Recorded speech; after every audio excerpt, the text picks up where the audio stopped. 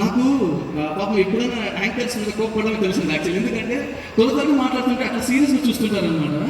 So ఎందుకు ఇంత సీరియస్గా చూస్తారంటే ఇవాళ నేను తన ప్లేస్లో తన పక్కన నిలబడి చూస్తుంటే ఇంత స్ట్రెస్గా ఉంటుందా పక్కన నిలబడి ఉంటే నాకు అనిపించింది.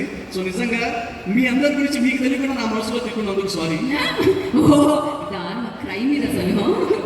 Okay, thank you so much. నాకు ఒక ఫ్యామిలీ లాగా మీరందరూ వచ్చి నాకు సపోర్ట్ చేశారు మీరందరూ. నిజంగా నాకు జీవితంలో నేను ఏం సంపాదించుకోవాలి, ఇంతకంటే బెస్ట్ నాకు ఇంకేం కావాలి. నాకు ఇంకొక పర్సన్ నేను చెప్తున్నాను లైఫ్లో, అంటే నాకు ఫ్యామిలీ నాకు గాడ్ ఇచ్చాడు, కానీ అదే గాడ్ నా బ్లడ్తో కాకుండా బయట ప్రపంచంతో నాకు పరిచయం అయినటువంటి ఒక మంచి బ్రదర్ ఉన్నారు. అంటే అతను ఎలా అంటే నన్ను ఇష్టపడటంలో నన్ను భరించే మనిషి, ఇష్టపడటంలో భరించే మనిషి, ఏమైనా తప్పు చేసిన తిప్పే మనిషి, ఇది రైట్ రాంగ్ అని చెప్పి ప్రతిసారి నోటీస్ చేసే మనిషి. అంటే అసలు ఇతను ఎందుకు చాలా మంది ఇండస్ట్రీలో అట్లాంటి మనిషి చాలా తక్కువ, ఇది తప్పు అని చెప్పే మనిషి తక్కువ. ఆ మనిషి ఉత్తేజ్ గారు, లవ్ యూ ఉత్తేజ్ గారు.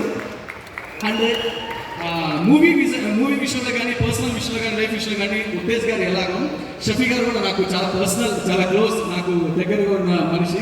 అంటే ఇంకా మా కాలంలో ఇంకో లెవెల్ అది చెప్పాలంటే.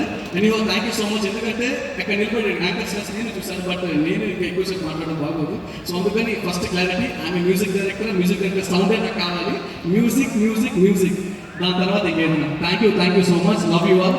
అండ్ వచ్చిన అశ్విన్ గారికి, తన ప్రమోషన్స్ మార్కుని ఇక్కడ వచ్చిన అశ్విన్ గారికి, ఆ శివం బజే ఆగస్ట్ 1 రిలీజ్ అయ్యే శివం బజే సక్సెస్ అవ్వాలని కోరుకుంటున్నాను. అలాగే క్రేజీ స్టార్ స్టార్ట్ అయ్యి యాజ్ సూన్ యాజ్ పాసిబుల్ మీ ముందుకు తీసుకొస్తాము. ఇంత క్రేజీగానే మరో ఫంక్షన్లో మనం కలుగుతాం. Thank you so much. Thank you.